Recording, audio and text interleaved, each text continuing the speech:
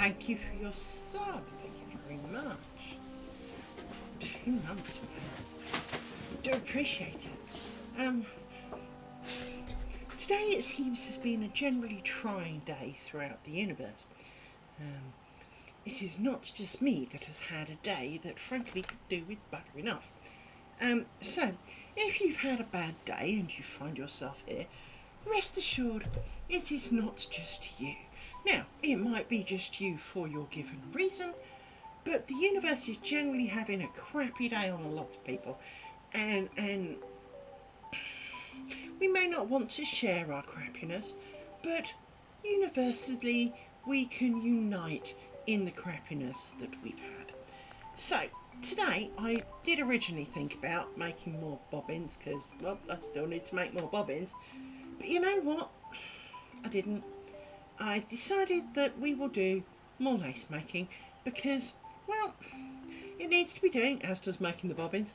And it dawned on me, although I have connected all 3 strips of my potential future strip of testing, I kind of don't want them joined.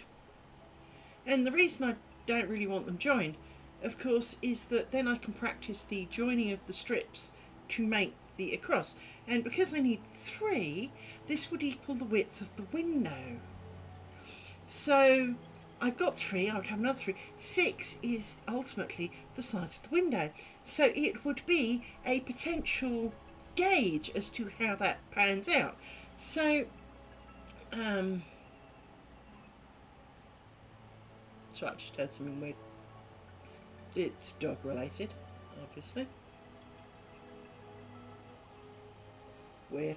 Anyway, so it's, you know, as always, I'm now looking at this, which is my long strip of thing, thinking I should probably pull it apart. I don't really want to reprint it because, well, it is only a test strip, but I don't know whether it will come apart particularly well. That's what happens. Yeah, not too bad. There are worse things. But I had stuck it down pretty well as well. I, you know,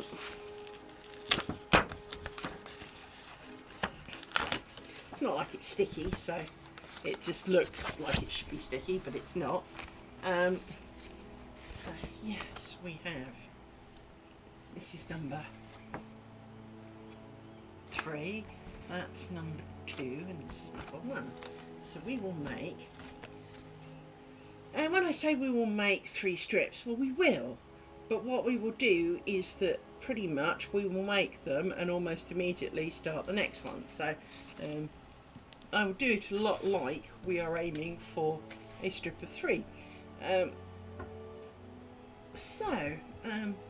That's that sorted. That's a lot more wieldy on my table, to be honest, because my table is not very long, and fitting it all on there with kind of a nearly metre long bit of, yay, it's naughty cake. Wow, 2 of you at it. There you go. There you go. So, yes, naughty cake. I've just pulled my strips apart. Because I thought about it, and in essence, because if I join the 3 together, nothing. You didn't do nothing. It's cool. But if I have 3 more to join to the 3 that I have, well, now I'll have a window's worth, won't I? Now I can judge how the 6 will pan out. So I'm going to make them as individuals and not as one long one, because don't really gain by trying to do it as one long one. There's nothing to learn in that respect. So in true Liz style, I'd rather learn something out of my experiment than, you know, the more I can learn, the better it will be. So if I make my 3 bits of test strip which I had originally glued together, and now you can just about see that the glue has been parted. If I make, because this is the first one, this is the second one, this is the third one. But if I make them, I can then practice attaching to the thing and get kind of a window's width and decide whether 6 is too much, too little. But also, I can hold it up to the window and pretend, and we can marvel at how kind of net curtainy it looks, and all of kind of that. Obviously, I'll have to take a photo of it because I'm not taking you up to the, because taking you up to the window would be complicated. Now, technically, one that we can do using phone and the like, but you know, let's not. Let's just do a photo. But I can show you. I can kind of hold it up, and we can marvel and go, "Ooh, isn't that pretty?" And all of those kind of moments, or not, as the case may be. But so I've decided that the joins would be better practiced because obviously I want to get them right. And so there's the original. There's the spare one. But I did take them upstairs as a strip and put the 4th one in place and check it is spot on the length that I want it to be. So that is good. That is a good thing. We're happy with that. But it also means I can put my strips on my table and not have them kind of do the drooping over the ends and being awkward thing. So from that point of view, it's a winner. Now, you're being awkward. Go over there a bit then. Okay. So today we are not making more bobbins, although it was tempting, and I'm not sure I actually changed my thing. We did not. There we go.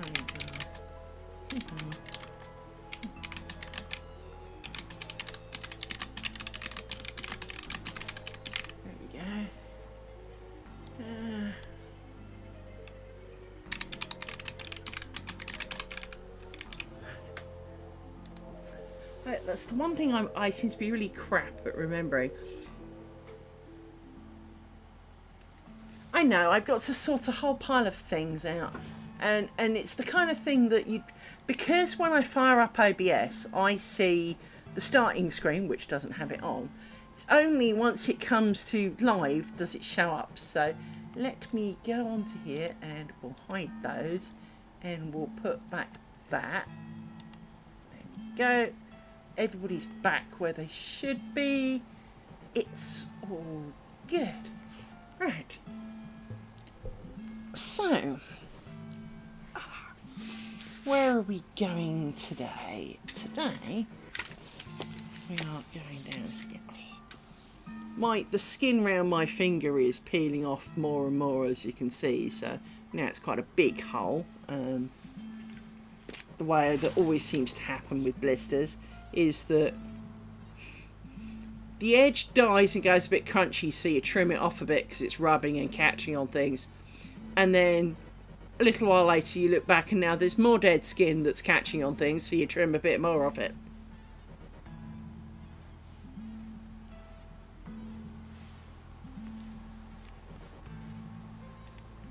Well, thank you very much for all of the we had Mika Ketsumi do a sub, and your sub renewed today, so it's been a good day.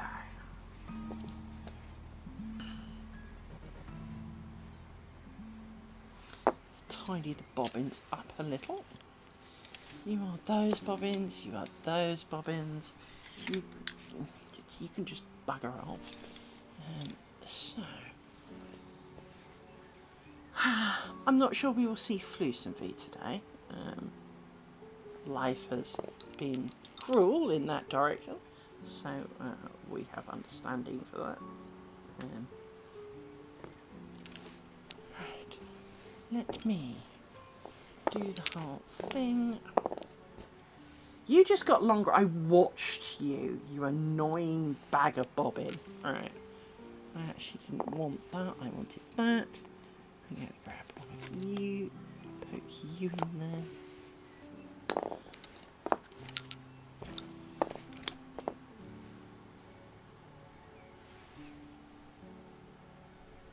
Yeah, it's. I find that there are things about the human body that I do find absolutely incredible, and we've all done it, right? So we've all done you go out, you do something, you don't think too much of it.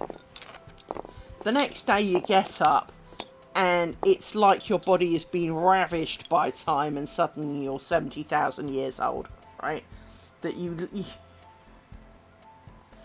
I mean, I think I've told you the story before. A friend of mine wanted to get fit, and they got one of those 80s style kind of home bench things, so that you could do, lie on it and do weights, or you can tuck your feet under it to do sit-ups and all of those kind of things, right? And to encourage them, I joined in. So they were trying to do some sit-ups and stuff. So we would take turns, because obviously, like everything, it's really hard to do 50,000 billion of them in one go. So you do a bunch, swap places. And we did this all evening. And we just did sit-ups. It worked out that we'd done about 300 sit-ups by the end of the day. But because we'd done like 10, 20, I think we started off with 50 and decided that was a bit too many, so we dropped it to 20. And towards the end, we did bouts of 10. So, I'd do 10, they'd do 10, I'd do 10, they'd do 10. And we did this, as I say, for, quite a while. Next morning, holy shit. I woke up, kind of tried to sit up. Oh, fuck, no, can't be doing that. Rolled out of bed, crawled. Of course we overdid it. But it was just one of those weird things, is that at the time, it didn't seem particularly bad. I mean, at the time. This doesn't feel right. I have too many bobbins. I've gone wrong already, I think. But yeah, it was just the fact that... Yeah, I think I went too... I got the pins either in the wrong place, or I did too many bobbins.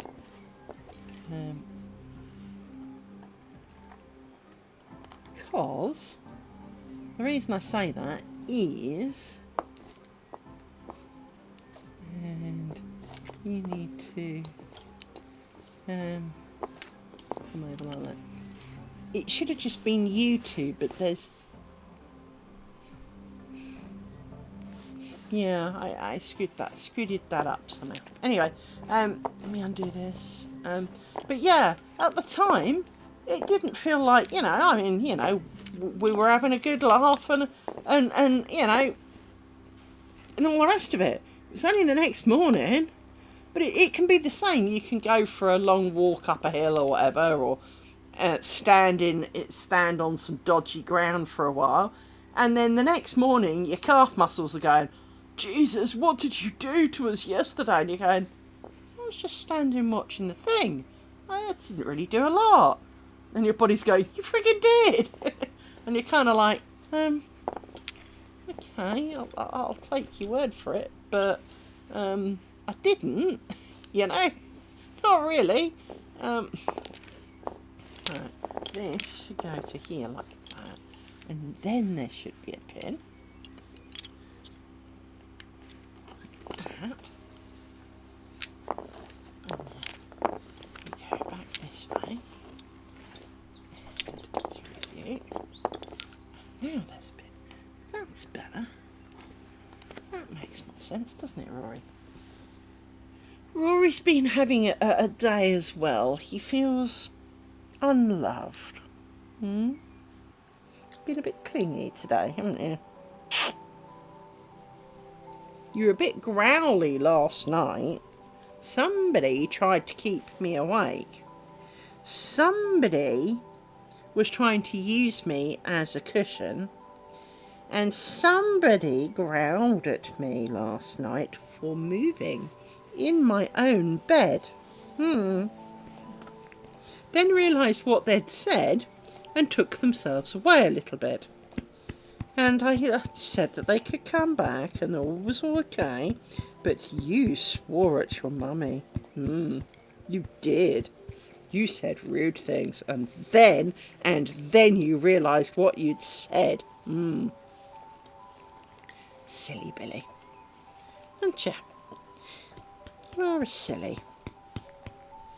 It does make me laugh. Because generally he is the most I don't know what it is.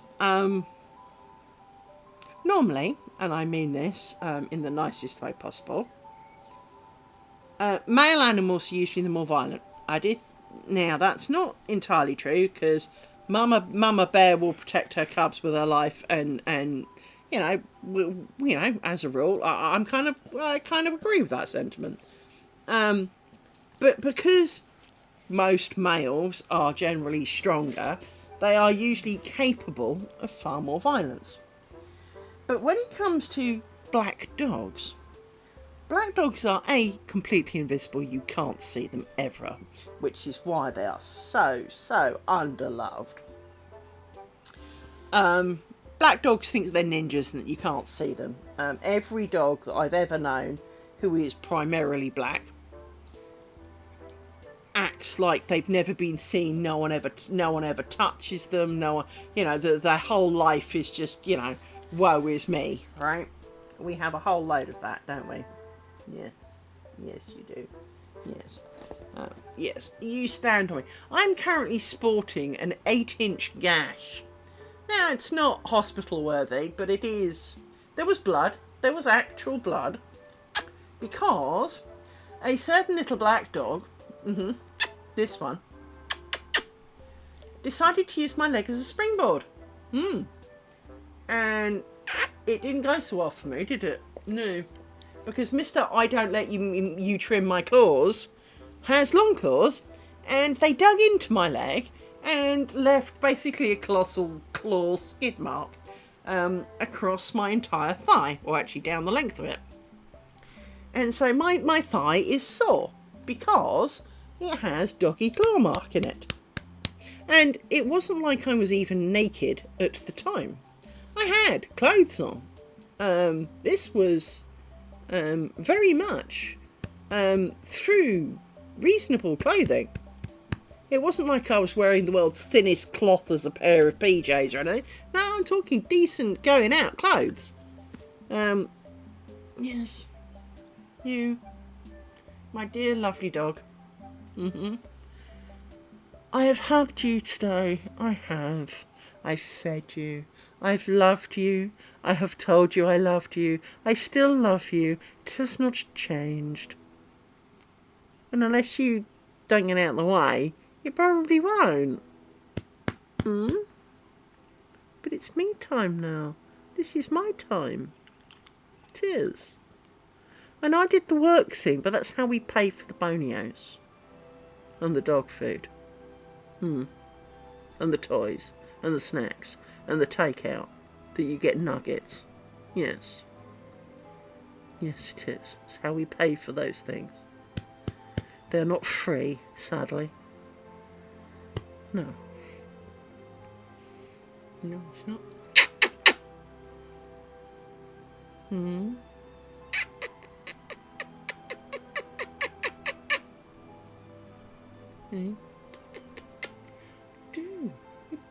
I do love you with all my heart. You know what your sister is? I love her too. I think she's in the kitchen checking for hidden crumbs, but I do.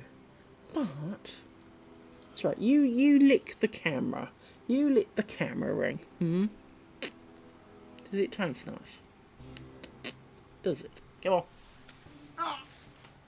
on. It's like I'm talking to myself and I'm weird. So let's not. Right. Sorry about that. I do love him with all my soul, but I love him more when he's asleep. Right.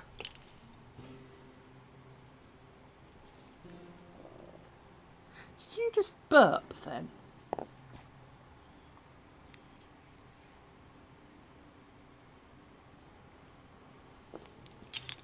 And that came out the other end. I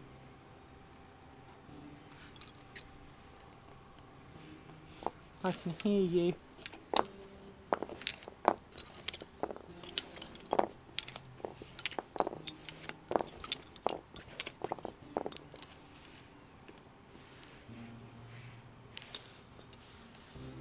Now, this doesn't fit.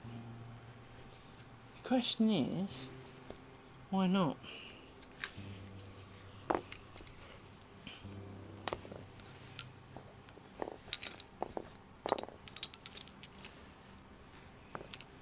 Because it should start off with 2, 3, 4, 5, drop one. Have I missed some? Why is this not adding up? How, in the name of mercy, is this not adding up? 1. So 2 go in there. 3, 4. So hang on. 2. For goodness sake. Is today the day I should just like shut up shop and go home and not do this? The reason why I'm confused is because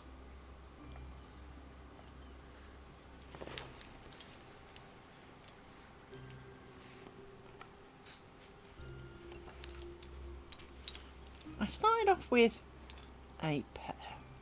I go to the left and I come to the right and I put in a bobbin. You no. See, it's still not adding up. The flying hell is going wrong with this. How can this be so complicated?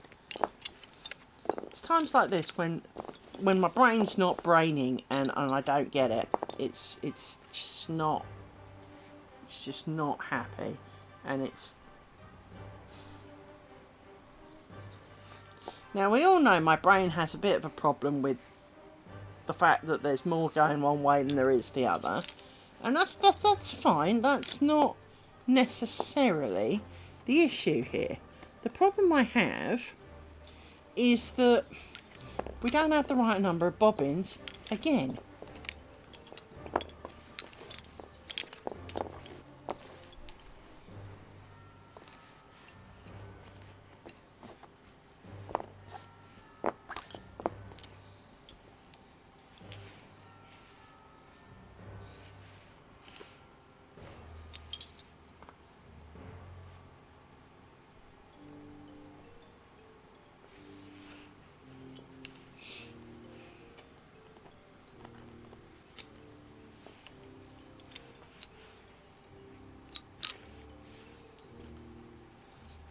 Something wrong here.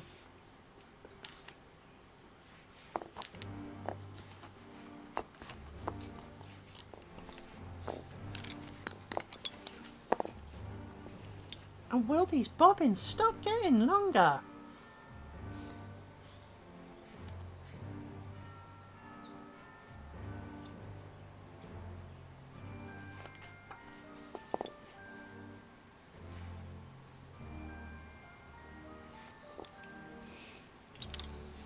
So, you've come out of that pin. You can hear them.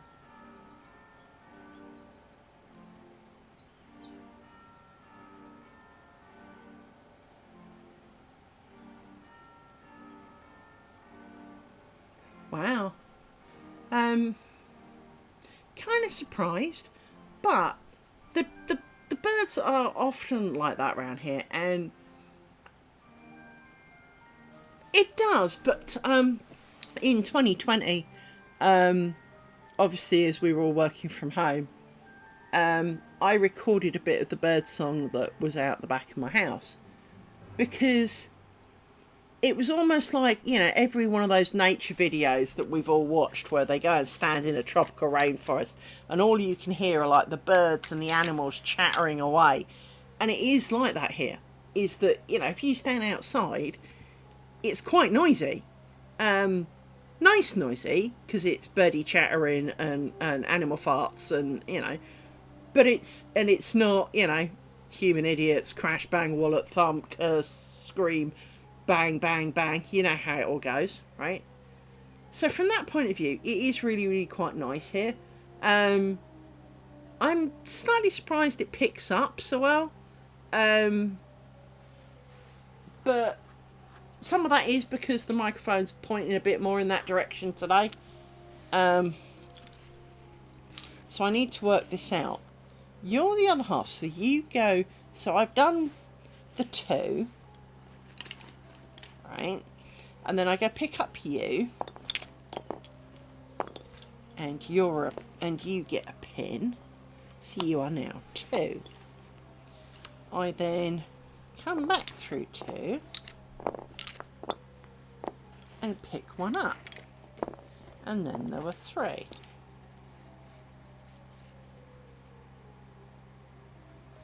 It's going to be one of those ones where I repeat it and it doesn't happen again. So now there are 3. We then come back through the 3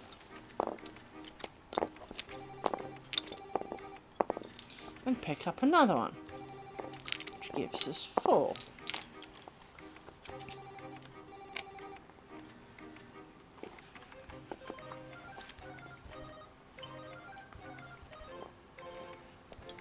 We'll go back through the 4.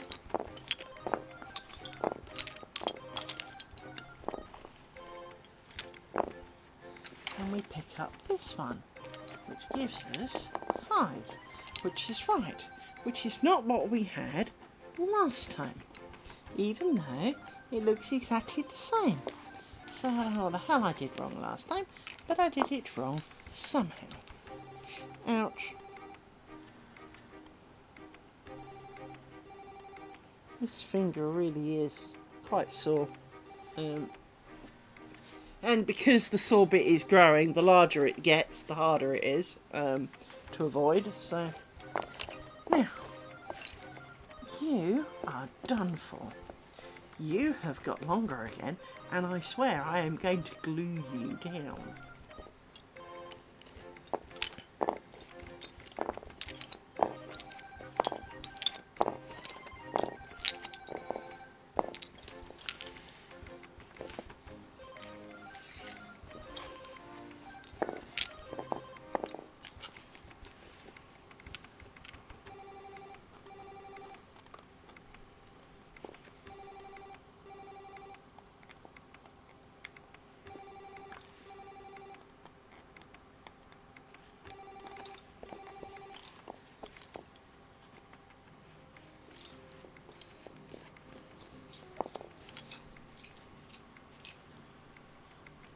Nice little mess.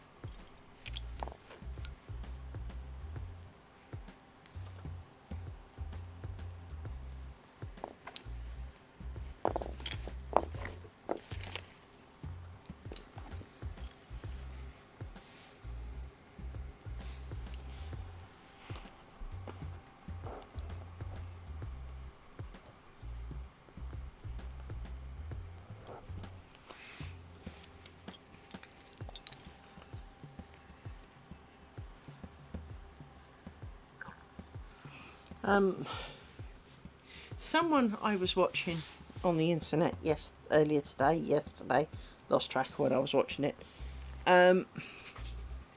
did the thing where they had bobbins, not quite like these, but normal kind of spangled bobbins even, and they used like those plant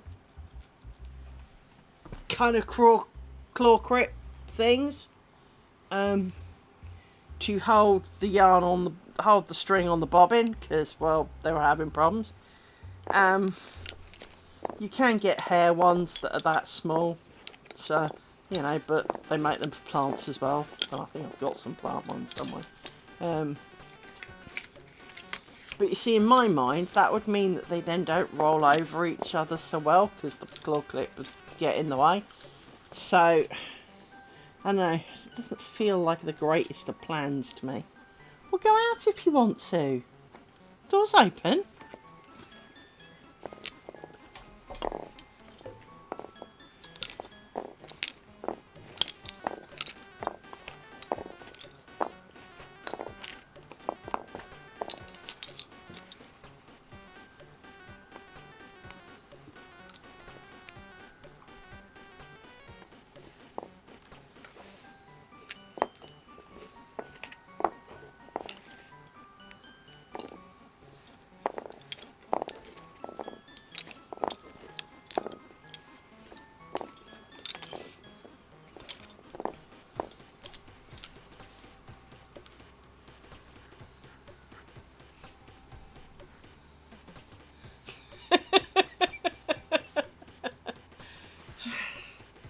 Yeah, I think that's the problem I have with a lot of things is that, you know, making one or two, fun. Making a small handful, yeah, it's kind of enjoyable. And I think that's where I've got to kind of with the triangles is that making one, yeah, okay. Making a square, yeah, okay. Making the ninth one and the 36th triangle to make the ninth one, not so much. I've done this before. And I think that's part of I like to learn things. And so if I've already done an identical one and nothing is really supposed to be different between the two, other than maybe slightly less screw ups, it's not really interesting, is it?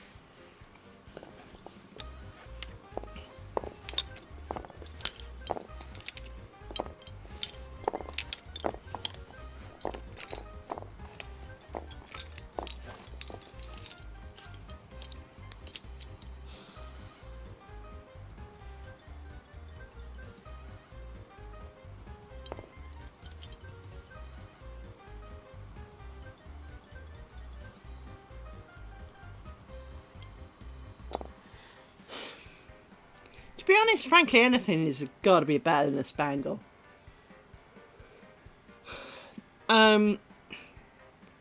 If I used some decent sized, I won't say garden twine, but somewhere in the region of garden twine, but slightly thinner. So we're talking, you're not a knitter, I was going to say sock weight yarn style. But like the extra thick thread that I have that she's looking around and not seeing any of, because that would be just too freaking simple, wouldn't it? You never have shit that you want when you want it.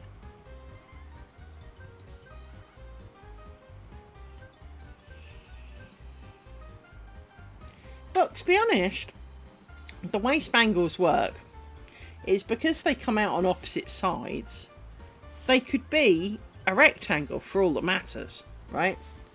All it needs to do is come out on one side even. I mean, what you could do, I mean, I'm not saying this would be a great plan, is drill a small hole, ram like a bit of matchstick in it, so it's got like a kickstand leg. That would be enough because it would only ever roll one full turn. That'd be plenty. You know, spangles are just evil. But if it was a more soft spangle, so like one of the Midlands bobbins that I had that had miniature beads in like a little picture.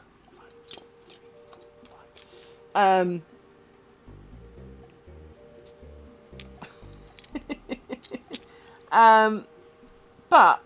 it's that kind of proof that, you know, if it was a rectangular shape with many little bobbins on it, that would still work because it's got a flat part that would want to stop it from flipping. So, but to be honest, sometimes having them roll is a good thing. So, I don't know. It's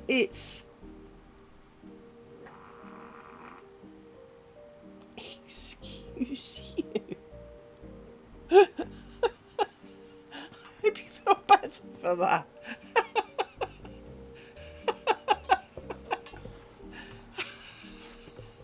Anyway, if you don't know why I'm laughing, I'm glad, right?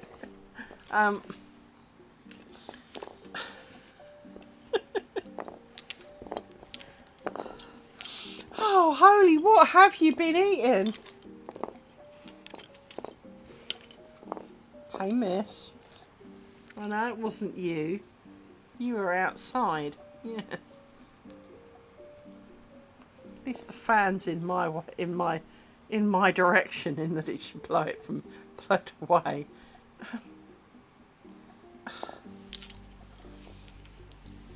But yeah,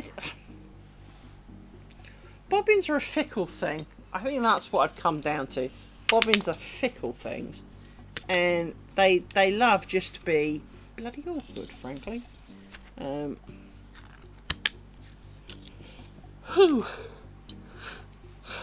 That crept up on me.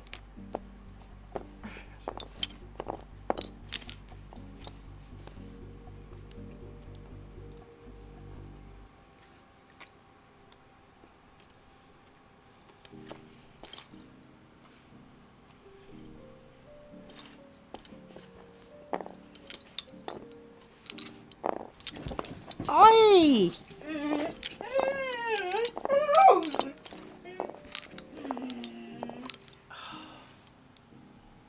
Doubt it's...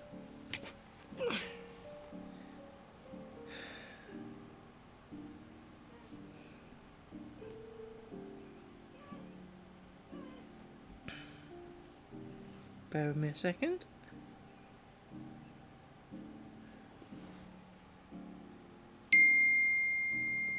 No, it's not that.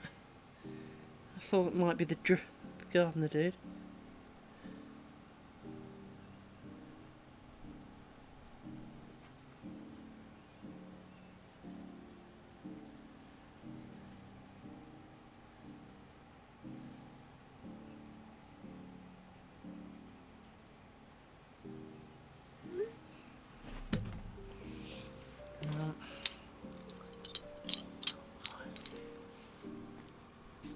My sore finger is definitely not helping.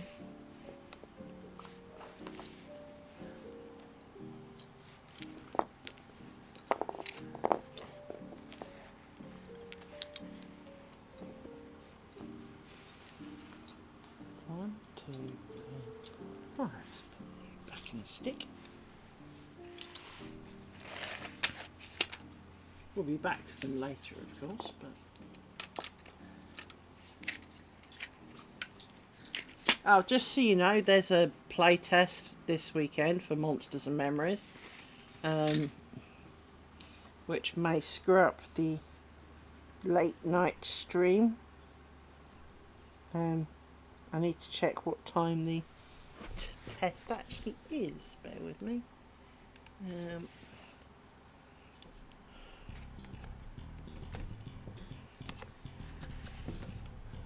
Get at my F12 key, and I can't.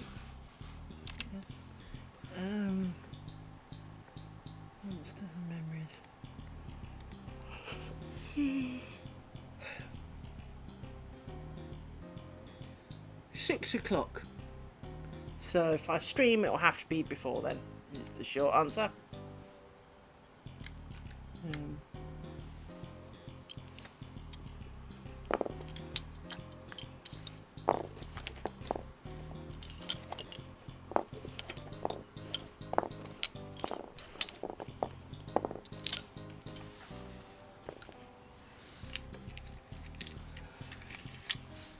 Yay!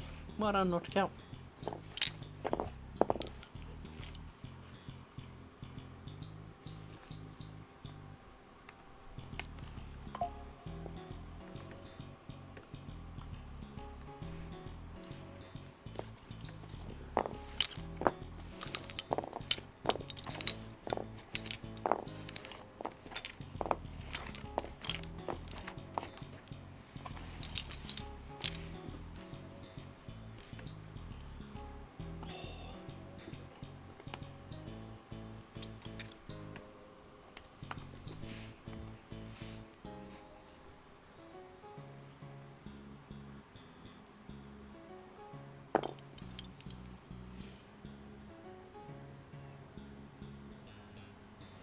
what I don't think you can see is that there's like an inner... It's not going to focus on it, is it?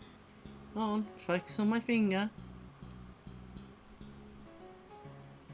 But there's like an inner blister, and then like there's this line around the outside, and it bends on the line. It's like there's a swollen bit in the middle with like a moat round it.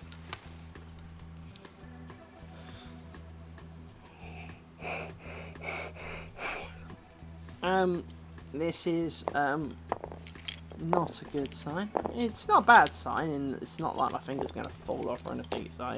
It's just a case of it's not helping.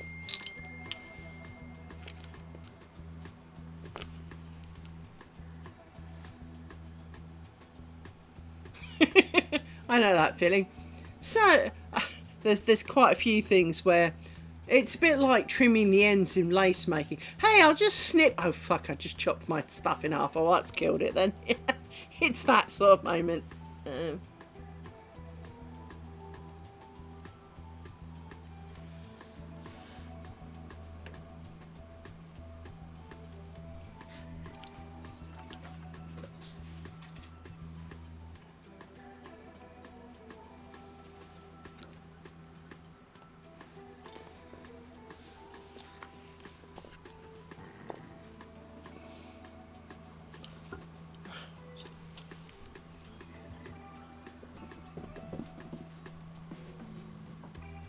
Little puppy feet.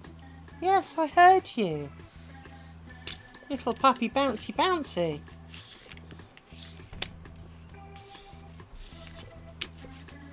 One, two, three, four, five. Fair enough then. Right. Which makes you five.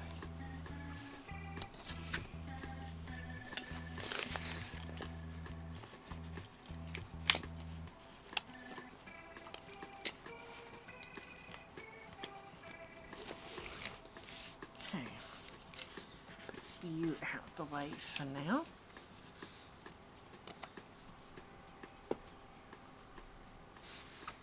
Find a pokey stick. That's the other pokey stick. Oh, well, this pokey stick. Because it's got a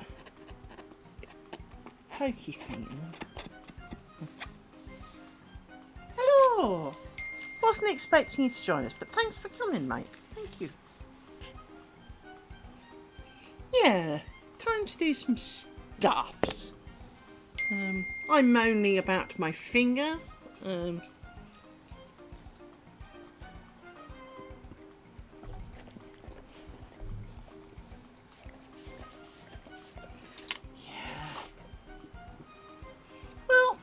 for the most part, not so much. For the most part, it's a perfectly good finger.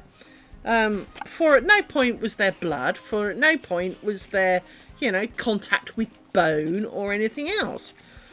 What it was it was itching, so I kept rubbing it with like my thumbnail like this, and because I kept drawing a line in the same place, I ended up making a kind of deep down blister, which then of course itched because it was full of blistery stuff. And then, because if you look really carefully, not that it's going to show you, but there's kind of a line in it, and that's exactly where I was rubbing it with the thumbnail. So at one point, rubbing scratchy, because I was half doing it without paying attention, and then of course the blistery bit kind of did its job, and the skin on top moved over the pool of blistery gloop in the middle.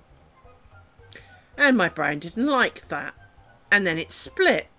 Well, then of course the flappy skin has got to come off. So the flappy skin came off. And yes, it was sore, but it was a lot smaller. And it meant that, because I can poke really hard with it. It doesn't hurt, because you poke with kind of this little circly bit here. But picking up pins like this, the edge of the pin, if I grab a spare pin for a moment, the edge of the pin ends up about here, right on the edge of where it gets sore. And so it doesn't take a lot for it to be marginally out of track, and then suddenly it hurts because, well, it went down quite a few layers of skin, and, well, it's a bit tender in the middle, but, you know, I know you can't tell how hard I'm pressing, but I can press on it because it's not sharp, and I can do this with my thumb. It doesn't overly hurt, but smaller objects, doesn't like smaller objects, and so it is unpleasant. It is not a pleasant to behold thing. So I am somewhat suffering, and so I've been doing the rightfully trimming off of dead skin that's gone hard, and trying to catch on things because I don't really want it ripping off to my armpit, and all of those kind of things. But now it's getting quite big, and it's kind of like the never-ending thing of giving. Yeah, I do have some liquid stuff to put on it, which I probably should go and do and get a plaster for it. But then, of course, you can't feel through a plaster, and I get annoyed with that because, well, I get annoyed with that.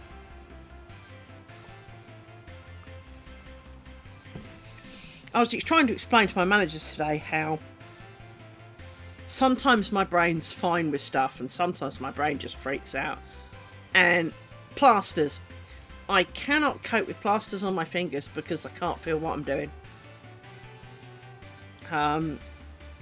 But the liquid skin stuff, when it dries, is the ultra thinnest layer of super glue you ever did see.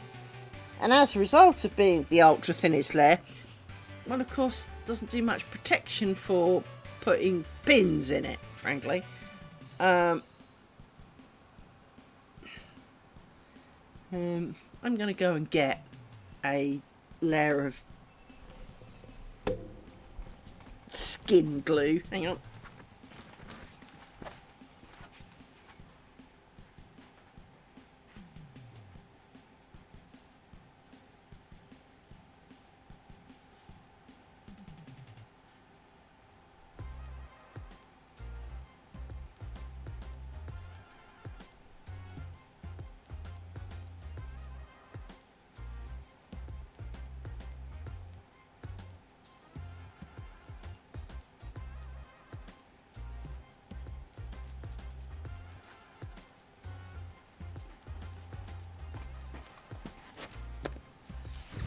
So, those of you who have maybe not met liquid skin before, it is literally liquid skin. So, I have a thing, and you put a very thin layer of glue on it that takes forever to dry.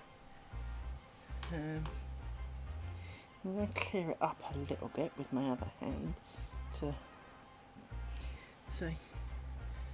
You can see now it's shiny because I've put a double on it and smeared it around a bit. But it does take quite a while to dry, and it's not always overly apparent when it's dried. Yeah, it's actually quite interesting. Not that you can see it, but I can. I don't think it shows up very well on camera. No, because it doesn't focus. Come on, can you...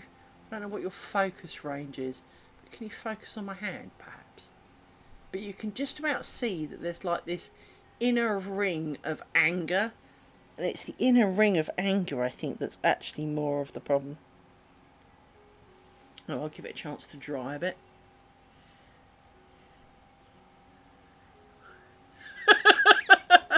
Funny you should say that, Flusenby. That was something that... Now, this is quite a scary thought, so I definitely would not recommend it. I used to do a lot of swimming. Well, it's not entirely true.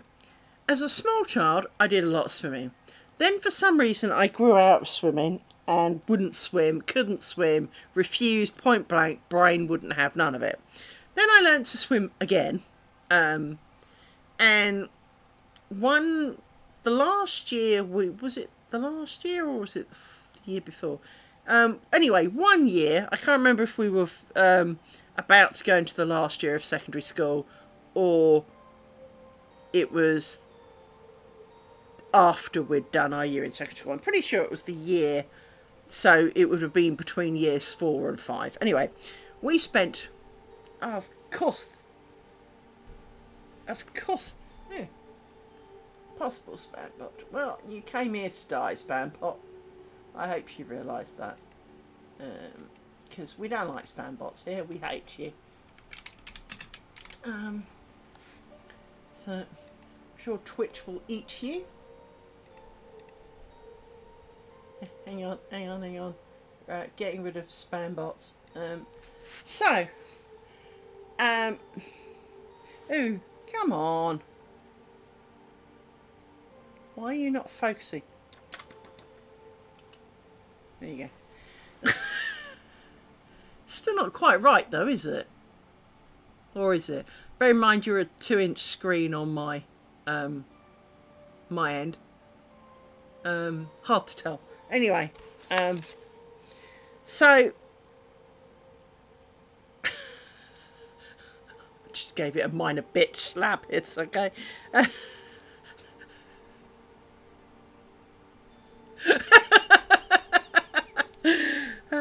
Yeah, I know that feeling. But yeah, so anyway, it was a year in which we'd either just had or were continuing to have one particular teacher as one of our teachers for physics. And we were in the swimming pool, and we basically went every day. And this is going to sound weird because you can't do it anymore. Back in the day, so bear in mind this would have been mid-80s, right? You used to be able to go to the swimming pool, pay your admittance fee, and hang out there all day.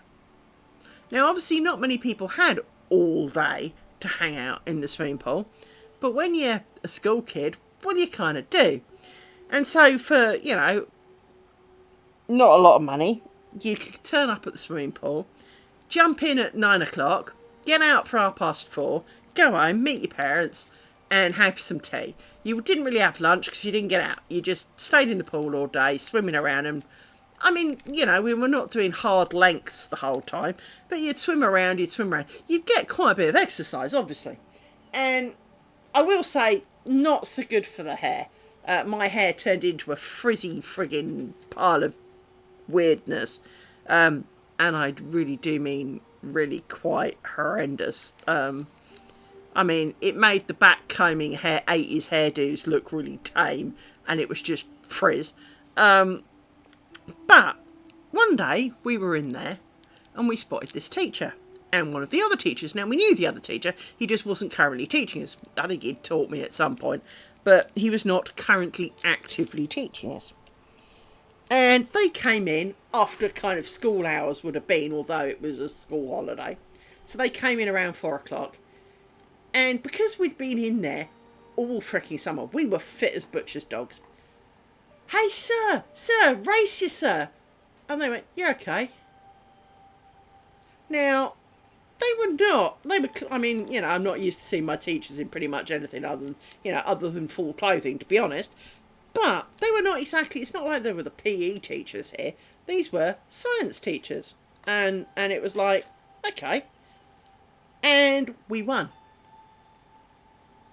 And it was like, sir, why are you so slow, sir? You're real annoying. But I used to love going swimming. I miss going swimming. And they kind of went, well, how long have you been here? And we looked at the clock and went, 7 hours? And they were like, what? Yeah, sir, we've been here for a while.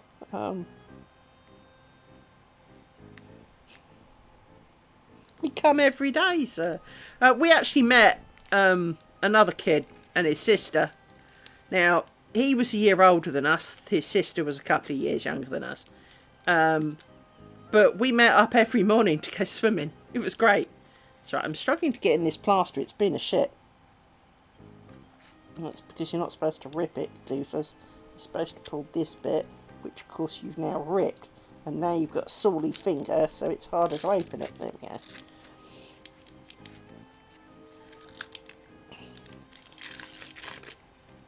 There we go.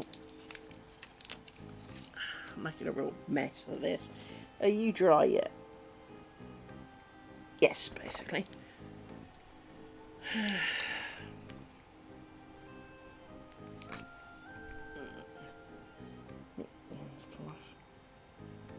Now, why am I putting this on over the thing? Well, as I said, I don't need... Just because it's got a protective layer on does not mean... I don't need the plaster for plastery reasons, if you know what I mean.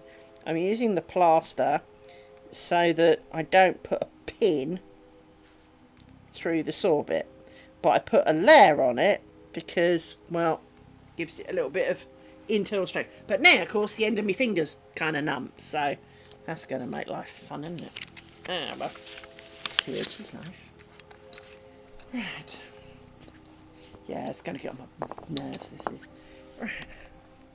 Because now I can't feel pins, but at the same time, I can still press them. So.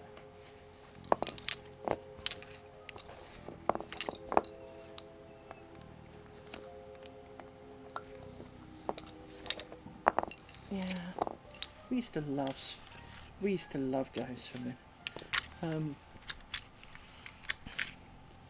Sadly, the friends we made that year, he went on to die of a brain tumour, which was very upsetting for everybody, because he was a proper nice guy. Very intelligent. Had a lot to give to the world.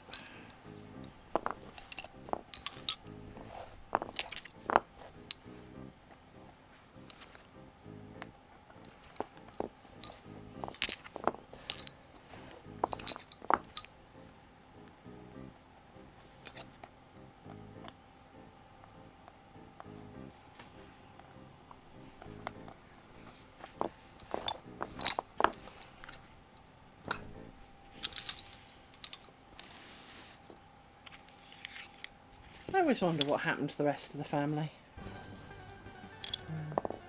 Because they were nice people. They really were.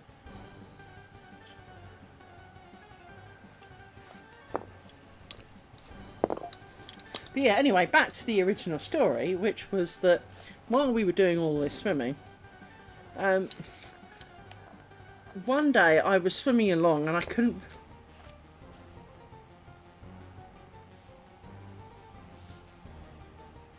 Pretty much. Well, what I found out one thing that summer that kind of surprised me. Now, for those of you who are not overly aware, when you generally breathe in, you do not actually fill up your lungs to their greatest extent. There is actually room for a little bit more.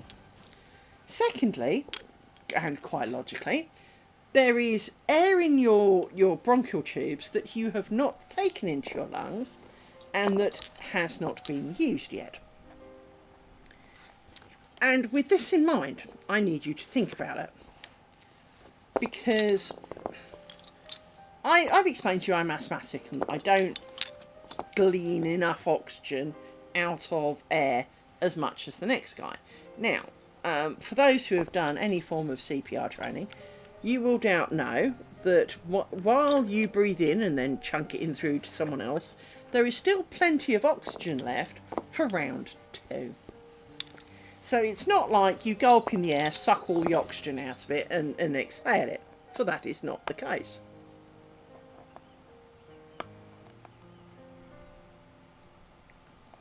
I think we all did a bit, to be honest.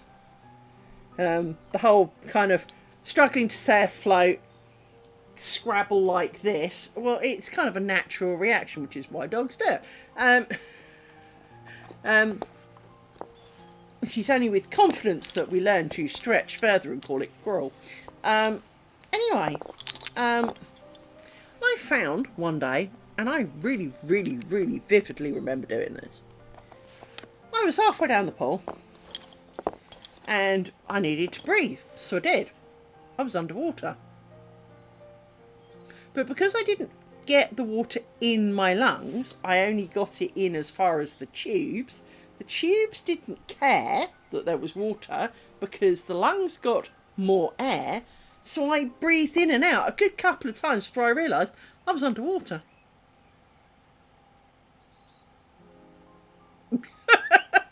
That was... Which was, you know...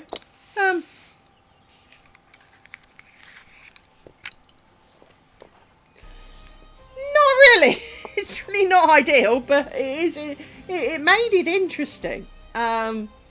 It's one of those things that I remember realising I was breathing water while underwater, and I was breathing in and out, and my brain went, I just went, but that was water. Now obviously I didn't do I did a small breath, but it was I was breathing in, and well, all around me is water, therefore there is no air where I am breathing from. But it didn't matter. And because my lungs, like a lot of things, if you try, part of the reason that you can struggle to hold your breath, for example, is the strain of maintaining that much air inside your lungs. It's not necessarily that you need to get rid of it or that you are done with it. It's your lungs are not used to the strain of consistently hanging on to it. Oh no, that's a shame. But if you think, if you take a big gulp now and hold your breath, the first thing when you do when you're done, kind of thing, if you hold it for as long as you can, is you go right, because you need to take it out of your lungs. It's not that you need new in, you want to get the old out, and a lot of that is because your brain is very used to doing that and it's not used to keeping it in. So part of the trick apparently of free divers is that they kind of hyperventilate a lot to get the oxygen kind of high in their bloodstream, breathe all the way out, and then go down. And my brain's going, but then there's no more oxygen for them to process while they're, they've only got that which they've already saturated. Surely it would be better to have oxygen in lungs as spare that it can draw on a little bit and make a bit more time with. Apparently not. If you've ever done, you'll have to be a weird child like me. If you have done this, congratulations. Going through a tunnel, you hold your breath because you're weird, right? Or maybe you're normal, I don't really know, but I certainly did it, right? Every time there was a decently long tunnel, you hold your breath. And when you're trying to do it in the Swiss Alps, I can tell you you're on a losing battle. But, yes, I did lose. I did try, though. I did do really well on some of them. Because obviously you don't go through quite at the bottom, it's a bit higher up, so some of it's only a mile or so. So it's kind of like a minute and a bit. But a mile of tunnel is quite a long time, really. And if you've ever held your breath like that and you find yourself going, I take a big breath in, and then as the minute goes on, I let a bit out, I let a bit out, I let a bit out, I let a bit out. You can effectively hold your breath a lot longer because your brain is not struggling against this great burning desire to expel the I'm done with this air, because you are letting it out every so often. If you, and you're welcome to try this while we're talking, if you expel it all at the start, then you do the big gasp when you're done, because, well, you've only got in to go, right? You don't have to let any out before you can let some in. There is good sense in that, because obviously if you've been down there for 5 minutes, like 10 minutes like the freediver kind of people do, then, well, getting new in is a good plan. Oh, Pepper, kitty, kitty. Oh, shall I show on stream? Shall I show on stream, Flusenby? Or would you rather I didn't? Choice is yours.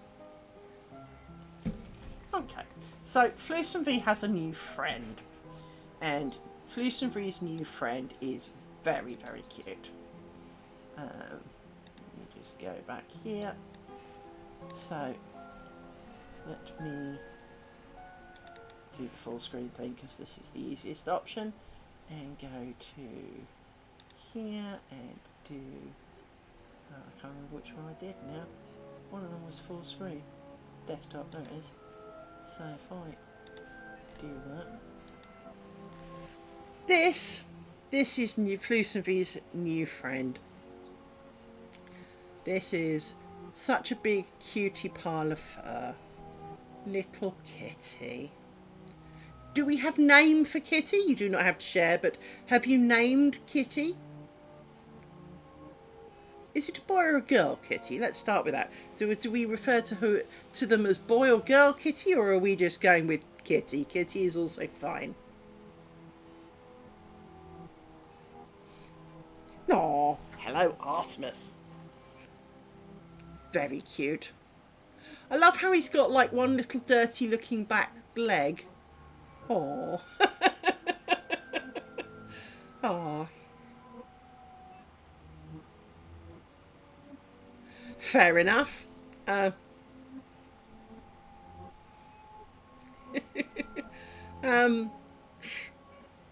He's still cute. Leave that, they gave you the wrong one. They do indeed. After all, my two got done. I had mine two done at 5 months, which is a little early, to be honest. But there was good reason. At the age of 16, round about the time we're talking about the swimming, actually, my parents... Yeah, I mean, if you, for example, when you're sexing mice, here's something I bet you probably didn't know. You lift them up and look under the tail. You are not expecting to see two objects. Okay, that's a bit like the I'm having a baby girl because the water turns clockwise. Yeah, that's a bit kind of out there. But how you sex mice, for example, is you lift up their tail and look underneath. You're not finding the two obvious things that you might look for in male and female. In essence, there are two spots. There's like the tail, legs, and two spots. If they're close together, it's one. If they're far apart, it's the other. That's how you gender a mouse, right? So needless to say, when they're little, it's not very easy to tell. They have to be big enough that there's going to be, visible difference between the two. Because otherwise it just kind of, well, yes, and... but yeah, just because Kitty sits on your lap does not denote gender. If Kitty's having other kitties on your lap, that denotes gender, because, well, it does.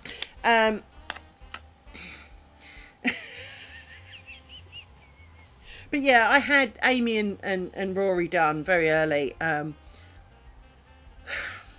I would have waited another month or so personally, but when I was 16, my parents' dog Sandy died, and we got new dogs. We got Spot and Cindy, and they were white Alsatian Border Collie mix. Lovely, don't get me wrong. I love them very much. In fact, I've got a beautiful portrait of Spot.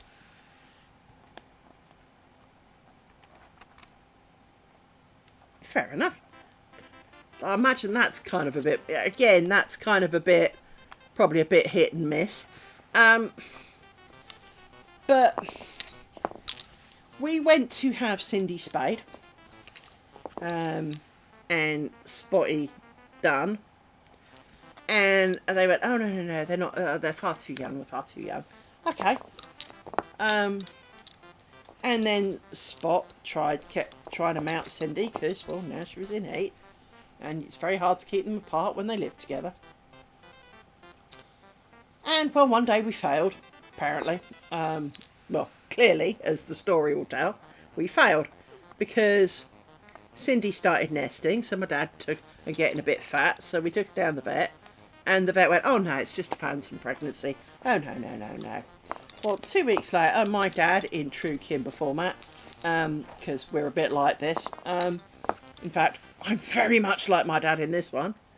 My dad phoned up the vet and went at 4 o'clock in the morning, "Here, my dog's just had a phantom on my bed. Come and help." She was now having puppies. She only had 2, and they got named Uno and Duo because of the number of patches on their head, because one had two, and the other had 1. Sadly, as it turned out, little Uno, bless her little Uno. Yep, my dad was not subtle. My dad was not subtle at 4 o'clock in the morning. And let's face it, it's 4 o'clock in the morning. Who's going to be subtle? Who's got time for that shit at 4 o'clock in the morning? Especially on a work day. Anyway,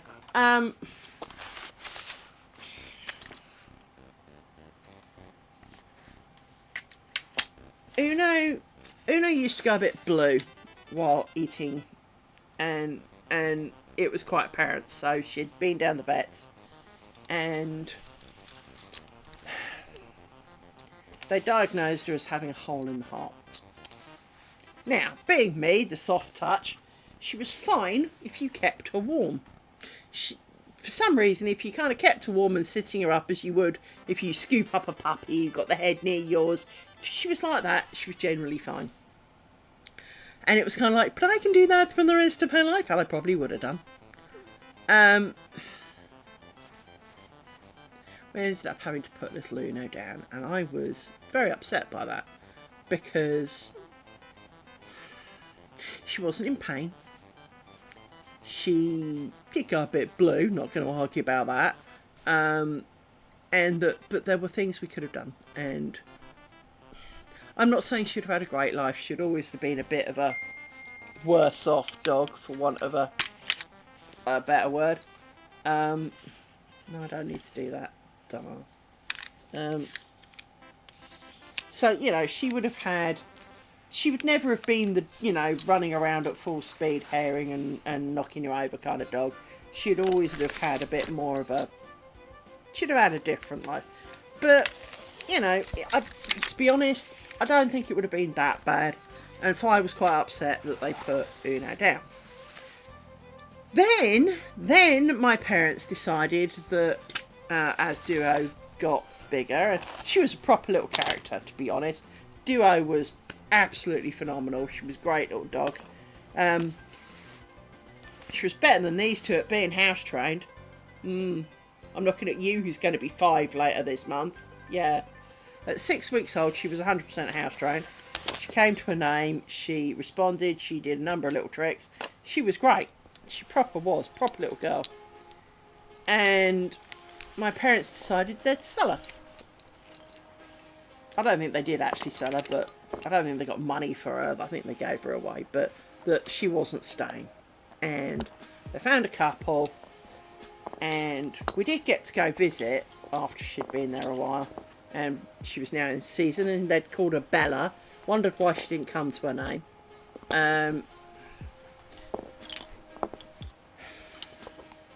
But I miss that little dog. I really did. But due to having had brother and sister puppies, and knowing that it doesn't always turn out so well, it's not something I wanted for me. I did not need to be waking up to phantoms being born on my bed at 4 o'clock in the morning either. And so, before any of that was due to happen, I said to the vet, I need them spayed. Oh, it's very rare. And I said, well, I've seen it once. I don't need to see it again. I'm sorry, but, the first dogs that I had that could have managed it. So I do not need to add to the dog population. We've got plenty spare in this country. I do not want to be adding to them. I kind of, and they agreed. Plus, Amy had a bit of a hernia as well. So with all of that in mind, I just want to look under these threads to see what I've done. I did push them all down. That's a good thing. I did want that fixed too before that became a problem. So they agreed to do it, and I said, right, but you've also got to do them both on the same day because they're not used to being apart.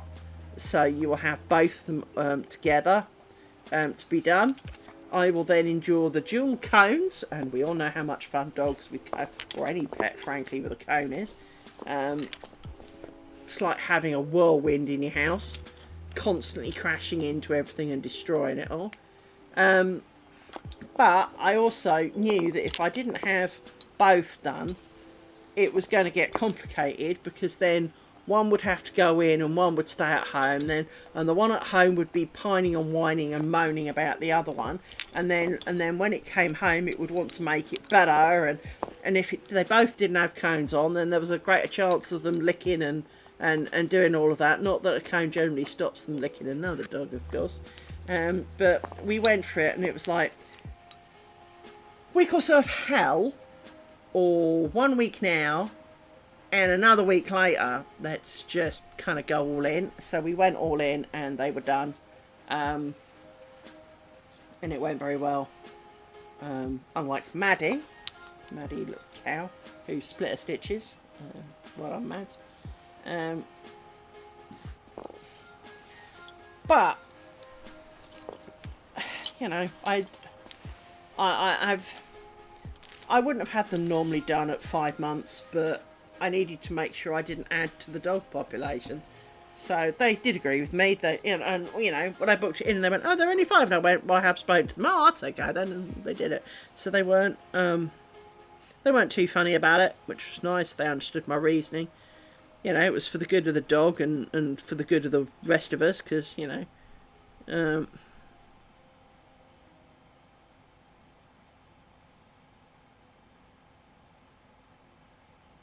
all right. My co-worker's scheming.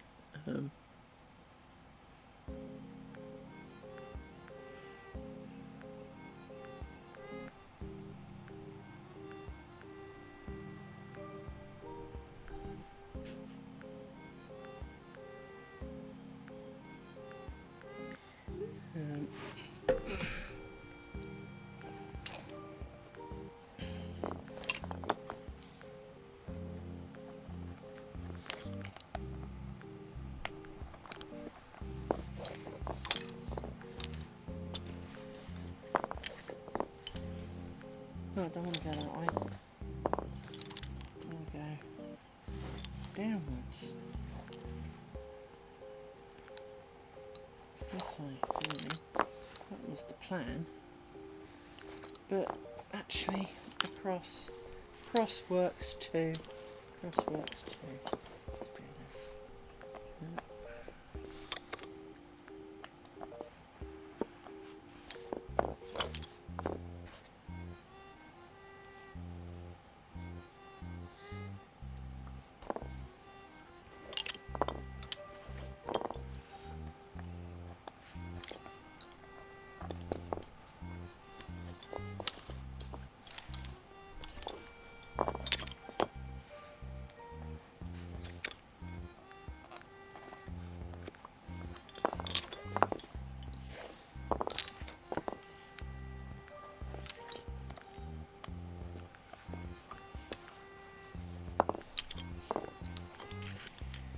I do imagine Flusum V, that's trying to do crafting with your new little friend, is going to add to the complications of the moment.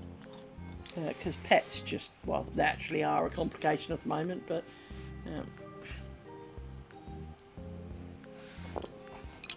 after all, cats and yarn is generally quite a not well-known kind of issue.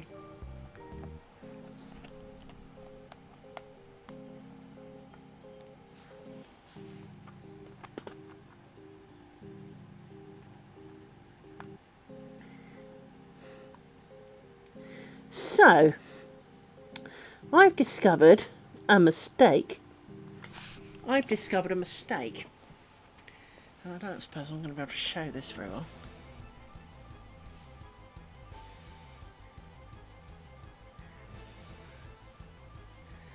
I haven't eaten yet. I envy you. So, you may notice there is something weird going on. And for the astute of you, you will notice there is a pin missing. Which is what I just noticed. And if I use this knitting needle, I can show you. This pin here, this one, and the next pin, this one, but there isn't a pin here. Now it looks like there is because there's these two, but these two are actually, there is, yeah, if I grab this, which is a bit big, so hang on, I'll extract it out of my pin cushion. If I do this, there is a pinhole. Ting! Right, for where this goes. And there should be threads in it. But there ain't. Which means I fuck it up. Now, as always, I look at it and kind of go, how? How did I achieve this? Because I had the right number of bobbins and all of the things that go with that.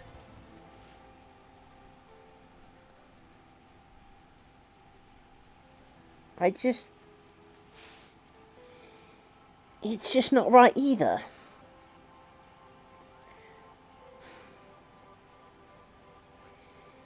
And at the moment, I can't quite see how I got it wrong. Well, I mean, I can see I got it wrong, but I can't quite see how. The reason I say that is because it doesn't entirely make sense. So you two come out of there, and you're out of there. So all of you have a pair. You have a pair. You do not have a pair, but you did. But you're not right either. So I didn't do the stitch right somehow. I think it was as simple as I didn't quite get it right. So, well, obviously I didn't quite get it right, but I've got a feeling it is, well, it's going to be fixable. It's just going to be, at least I noticed it here, I guess, is the short option. So we undo this row.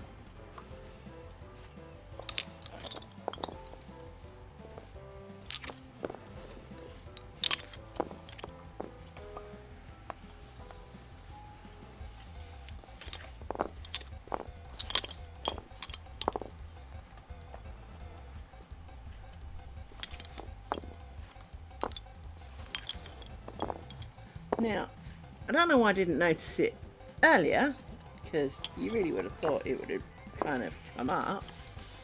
But if you look here, these come off that one.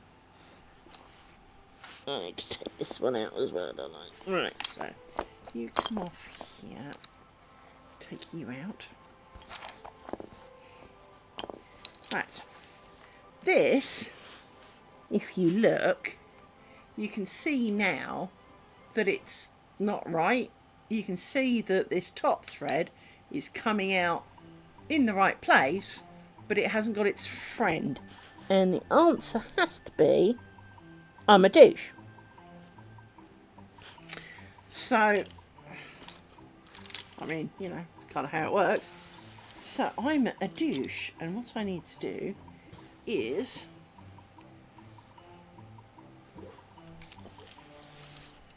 one, two, three, four, five. 1, 2, 3, 4, 5. Let's put you in a stick for a minute. It's alright, little man. Alright, woof woof. No need to worry.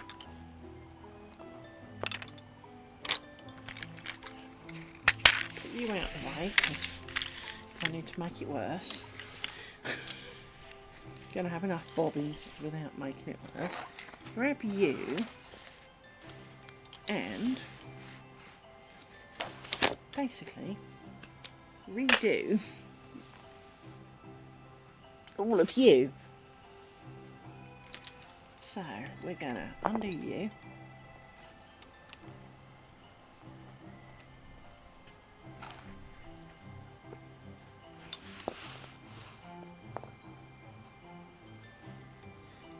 no. Oh, assholes. It's not going to work this way round. Why doesn't it work this way round, children? Because this is the start. We worked down. It's all of this that's wrong.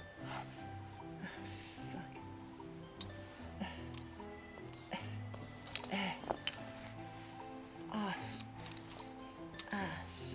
So basically we're going to have to live with the fact that it's wrong. Because, well, I made the mistake kind of day one. Oops. Well, it's not day one. It was when I got to the bottom. But it was when I did this little square about a week ago that I screwed up. And because I've gone on and I would have to undo all of this bit of triangle. Hang on, let me zoom out. I'd have to undo all of this triangle and reverse do all of this bit, just the last line of this triangle, to get back to it sorted out. So this is not going to be a fixable thing. Which is a bit sad, really, because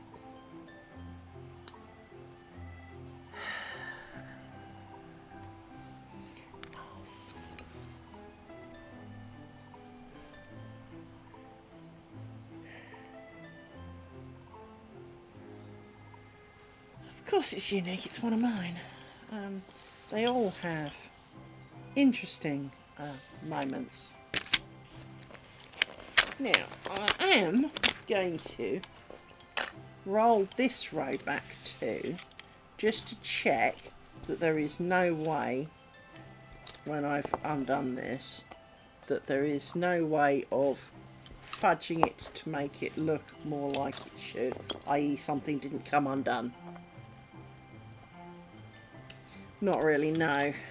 Which is why I'm going to do this and then see if there is some shenanigans that can be had to minimalise the obviousness of the faux pas.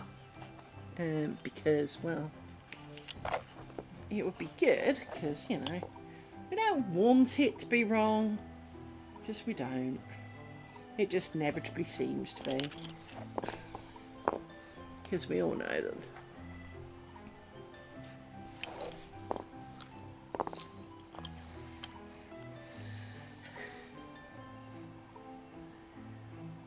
So,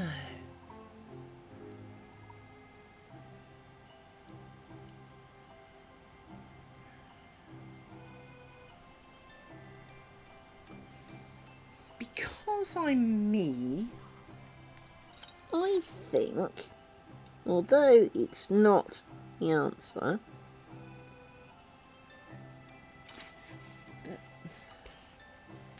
here you see that? That has pulled from somewhere and I can't see where now.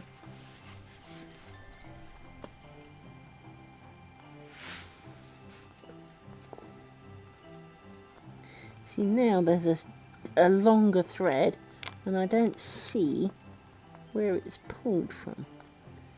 But, there it is, back here, isn't it? Yeah, it's that. So that's... Anyway, I think the short answer is, can't be doing much with it. But what I will do is if I uncross these to find out which one's the right one. So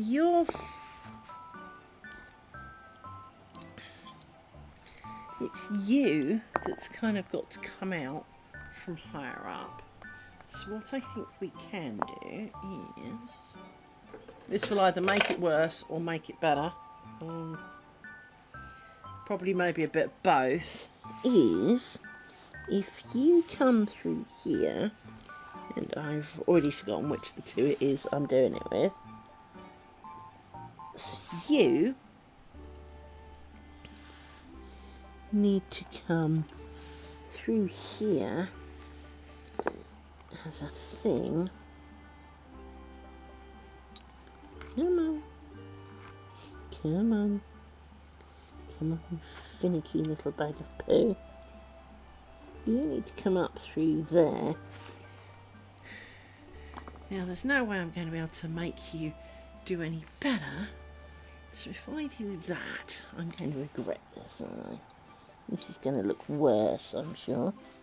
But if I do, and of course you've come undone and got really long all of a sudden.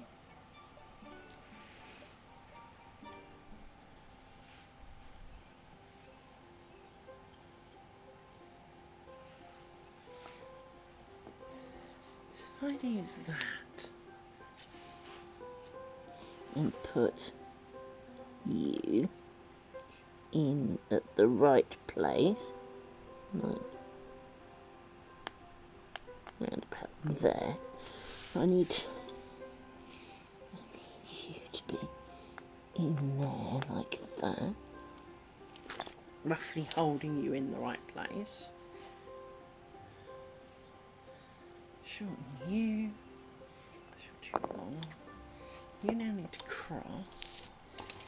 You then work back through you, because I didn't need you at all, but it helped to make sure that I couldn't have done something with you.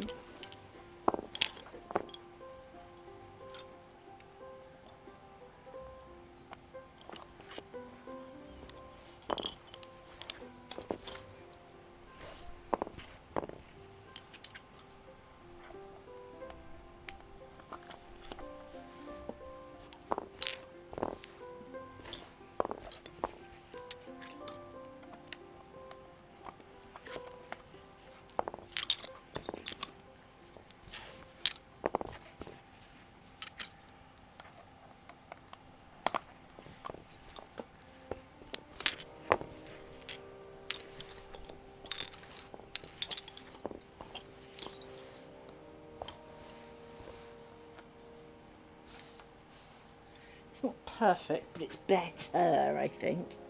It's not great. I mean, as you can see, it's a little bit misshapen. It's a bit more oval than its friends, but it will probably even out a little bit with a bit of support and angles from this stitch, I think. Like this. Although, of course, these long bobbins are now getting on my nerves.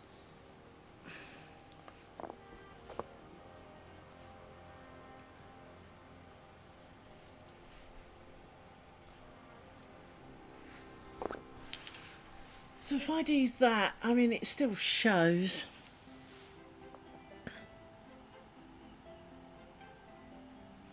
Mainly because, realistically,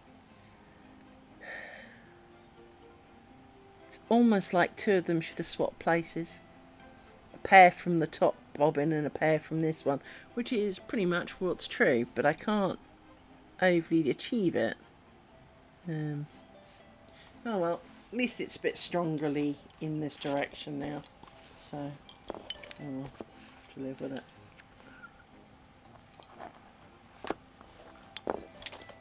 I mean, let's face it, it's going to show whatever I do, so.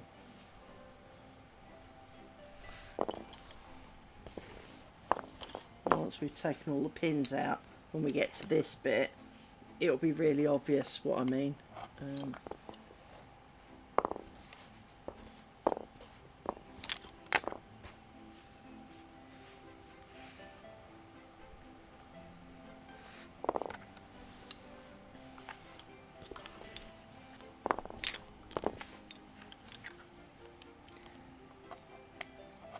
Problem is, as you've seen, is mistakes are just so easy to make that don't show up for ages, and by the time you do see them, the amount of effort required to fix them is quite a lot. Now, again, this is kind of one of the advantages of L's strip. Because the strip is a constant working down, and although you're working down in kind of half the width of a square, there aren't chunks. Well, there are chunks, but the only real chunks are snake chunks and the bit in the middle chunks.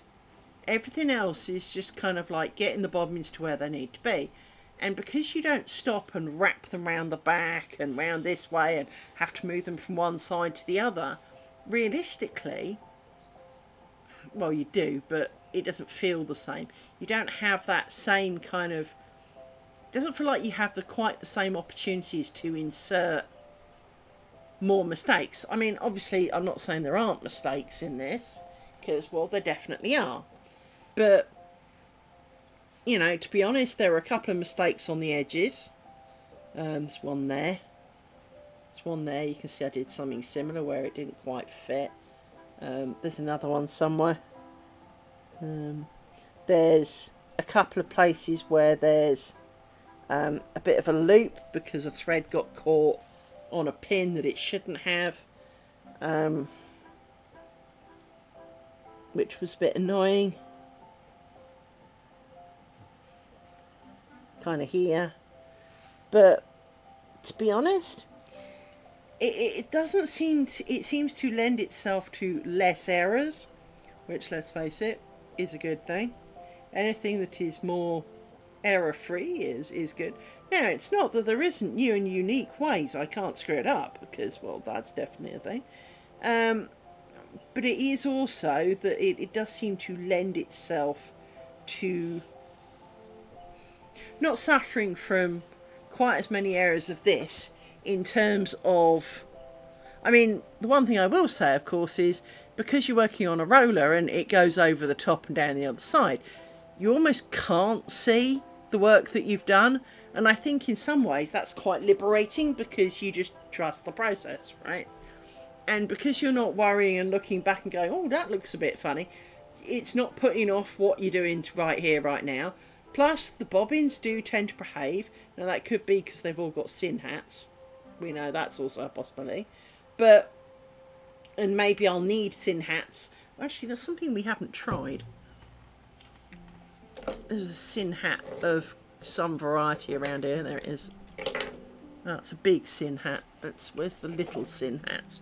Let's grab my sin hat. Let's grab a sin hat. I know it's a bit screwed up, but it's a sin hat. And let's see. Again, not easily done with plasters, because can't feel it. So let's try a sin hat on one of the bobbins that I made. Because, oh, it stretches over the top. See, they work quite well on that as well. So sin hats definitely work with these. I mean, they're not quite as tight as they are on the ones that I'm currently using, because they've got an 8mm top, whereas that's 7mm, so it is a little easier, but it will help in hopefully showing a level of resistance, shall we call it? You know, encouragement to joy go in the general direct gist of what we want. I mean, I really, and a few more reallys and a bit more reallys on top of that, would like to make my strips with my bobbins. Because I really like how these bobbins look. And so I really, etc. want to use them for that. And not just make them because they look pretty and then put them in the bag and forget. Don't really want to be doing that. But if we have to use, for some reason, the wooden bobbins, the bought bobbins, these dead straight bobbins that we have. So as a reminder, hang on, that's the bag of ones that I made. There's one. We are referring to these wooden bobbins, so these straight ones. So this is only a bit bigger, but you know, still got its sin collar. So if we end up using those, we end up using those. It's not the end of the world. I'm not against that. You know, it's you know, there are definitely worse things in life. Just hidden them behind, down the side. Well, they're not down the side of the couch, but they're kind of down the side of the couch. They're not down the side of the couch as in this side of the armrest. They're down the side of the couch on the outside of the armrest where there is a gap between my table and the table and the couch. And, well, that's kind of where a lot of things get stored. So I just need to take my glasses off and look at something. So, hence digging it out because there are other things stored over there.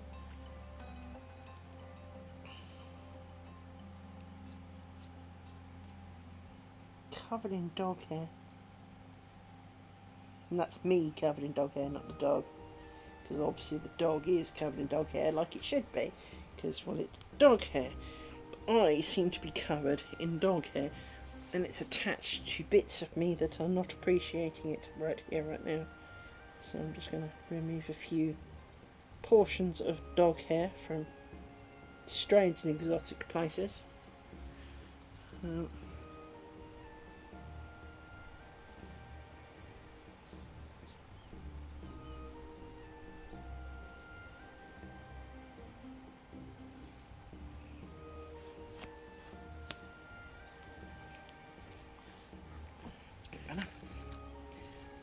Reduce the level of itch. Right. 1, 2, 3,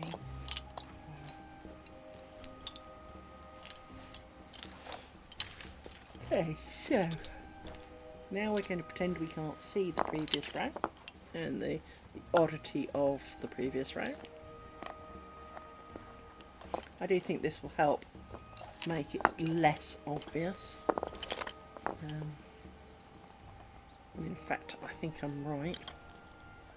I think it looks a little less obvious now.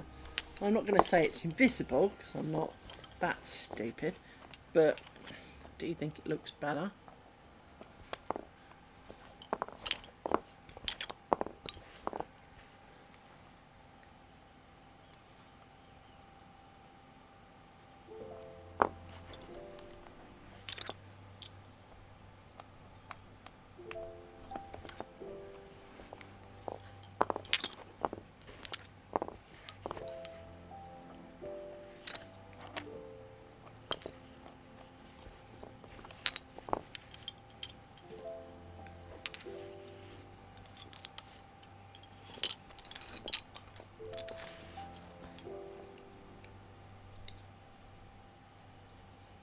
Part of the reason sin hats wouldn't work so well on these bobbins is because the necks of these are quite thin. The reason it works well on the other wooden bobbins and potentially will on my bobbins is because there is a rose where there is a little lip and the sin hats can sit on the actual lip and in the rose and kind of hold it into place a bit more.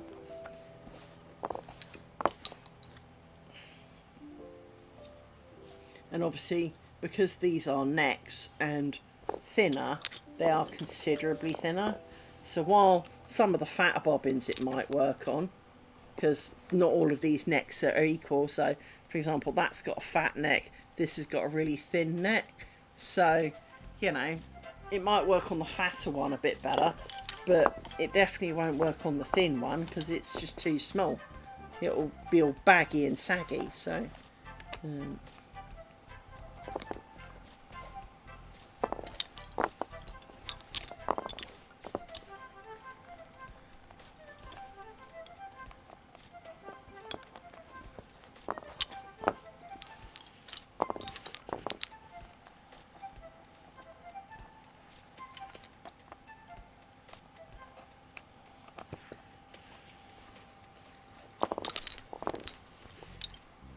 I don't know how I did that.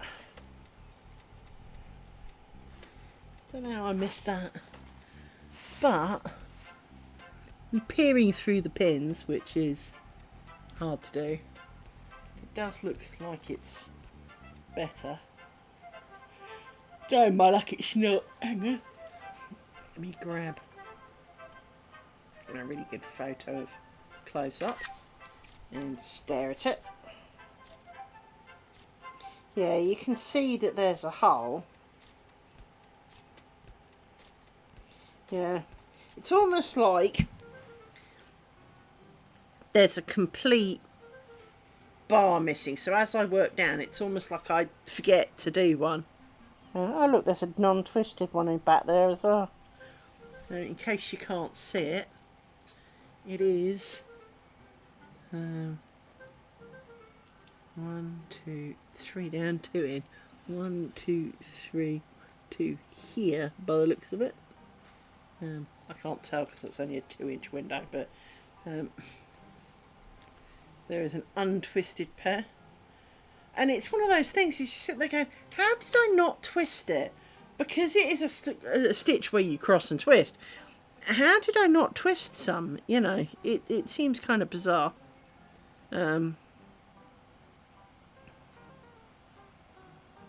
by the way, it said Spambot from earlier is dead. Be pleased to know.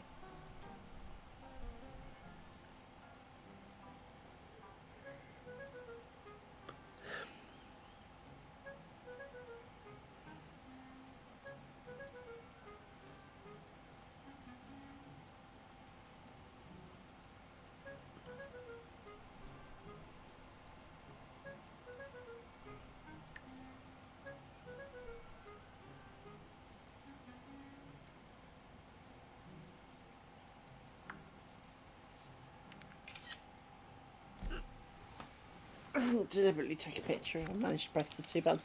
I'm forever doing that. On an iPhone, you can press the on-off button and a side button, and it will take a screen print. A number of times I'll take a screen print of my lock screen because I pick it up funny. 1, 2, 3, 4, 5. Is uncalculable. I don't think there's a day goes by I don't delete at least a couple, so I am very good at doing it.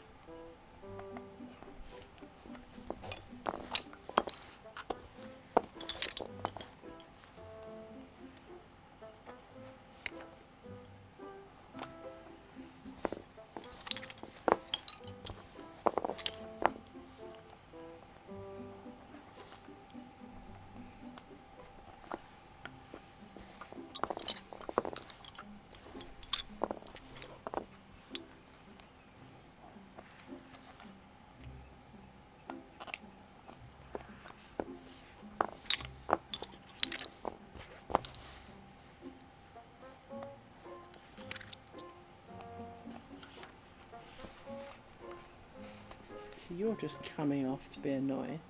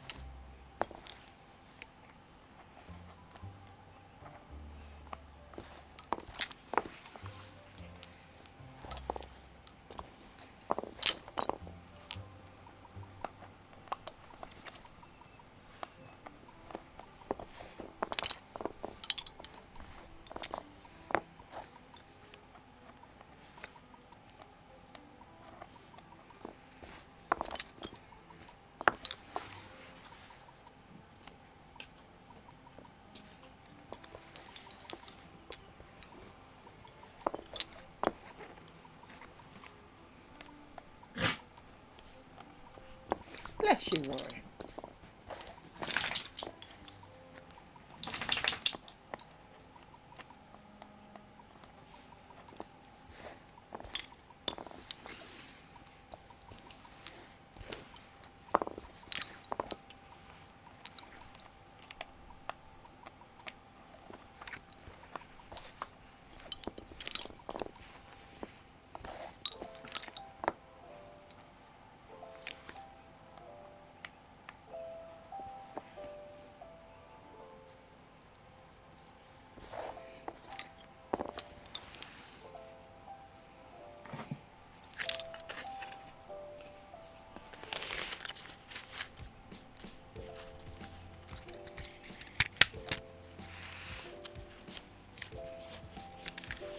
Well, I'll be on Messenger and stuff, but I was thinking of feeding my face, to be honest. Now I know it's only 8 o'clock and it's been quite a short one, but it has actually been 2 hours. You know, it doesn't feel like 2 hours, and it doesn't look like 2 hours worth of work, but apparently it's been 2 hours. So.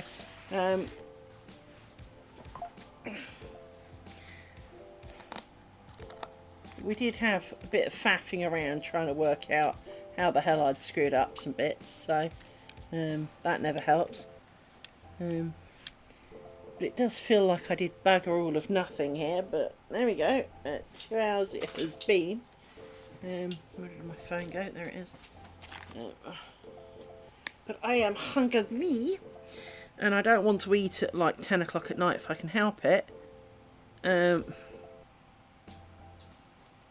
So, let me take a potato graph. I'll do it from this angle because, well, why not? Make it a bit different. Like that. We have our photograph for picture. We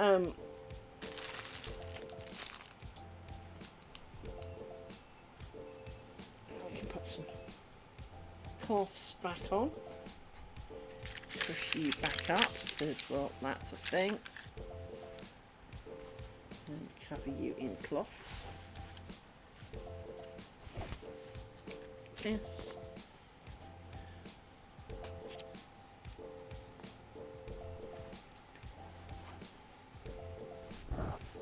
And like so.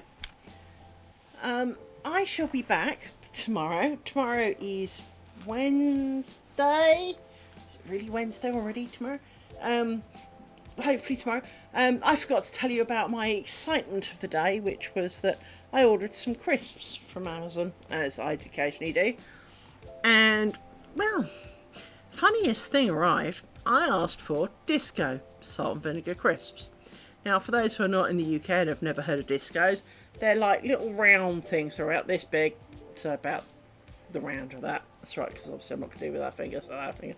And,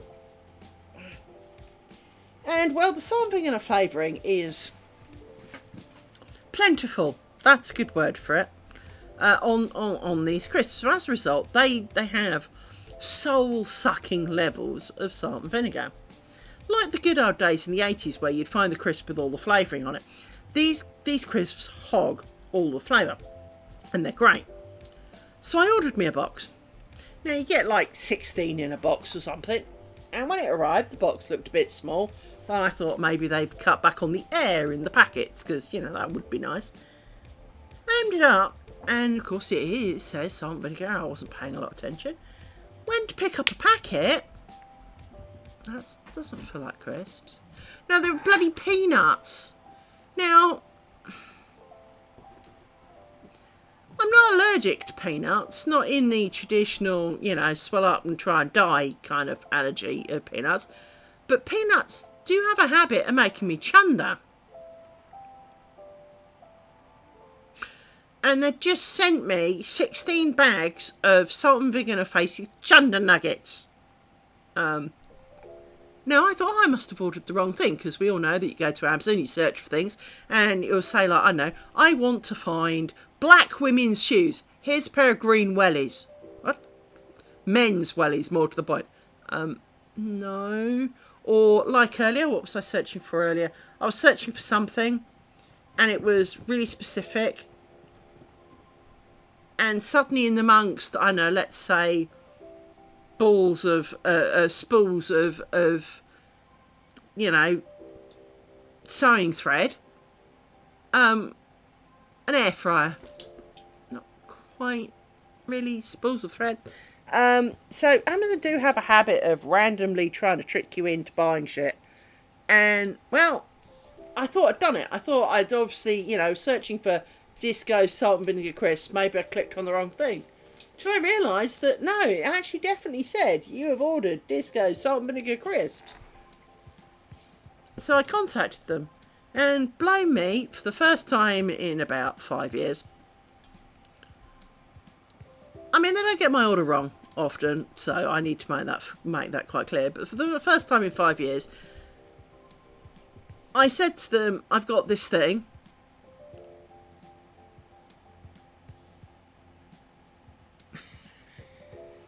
Don't care, naughty girl.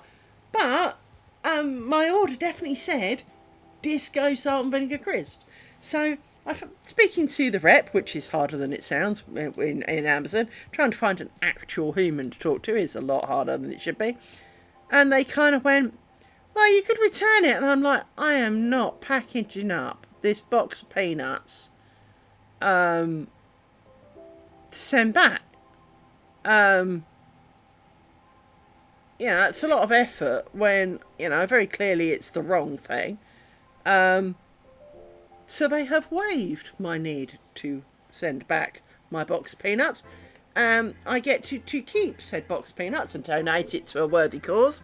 I'm on the lookout for a neighbour who eats peanuts. And I will, and more to the point, salt and vinegar peanuts. Personally, that sounds a bit weird to me, but if you like them, you like them. I will happily hold them up as you can have them free of charge because, well, I'm getting a refund and I can eat the flavouring off them. So I'm not allergic to them because I can put them in my face, suck the flavouring off, spit the peanut, and I'll be fine. It's the consummation of the peanut and actually ingesting it that tends to make me chunder. So I could lick all the flavouring off and spit them at the dogs. I mean, that's a fun game, but I'd rather they went to a good home, to be honest. So I will ask my neighbours if they eat salt and vinegar peanuts, and when they kind of go no, go shit, you know. But basically, yeah, I will be finding a home for them. Someone local will eat salt and vinegar peanuts. As I say, I could, I just don't want to. So, but yes, I finally had a bit of result. I finally got to not have to send them back. Everyone else I know's had really expensive items. There's been something wrong, such it's the wrong one, or it's not, you know, that it was slightly misleadingly written or whatever. And they've gone, I don't want this. And they've gone, oh, well, never mind. I mean, I know someone who got £600 worth of camera like that, right? Whereas me, I could buy this one little plastic button and they'd want me to return it. Because, well, they'd want me to return it, right? Just a little heart-shaped green button. But, you know, it's, you know, they would make me return that. And there is a bit of you going, that's just so much effort for a green button. One single green button. But no, I'd have to. So this is quite a miracle. And on that note, I'm going to thank you all for coming. I know that there are some secret lurkers, but I thank you, and I hope your day was not as crappy as some of us. For those of you who have shared your crappiness with me, I am thinking of you. And I shall try and see you tomorrow evening, where we will undertake finding more of the mistakes that I made in previous days. Yay! And I really ought to make some more bobbins. Yeah, thank you for coming, everybody. Hopefully sore finger will be not so bad then. That's okay. We didn't do much, but we did some. Each little bit, every step we take today is one we don't need to take tomorrow. This is my mantra for the net curtain as it stands, but it is very true. Yes.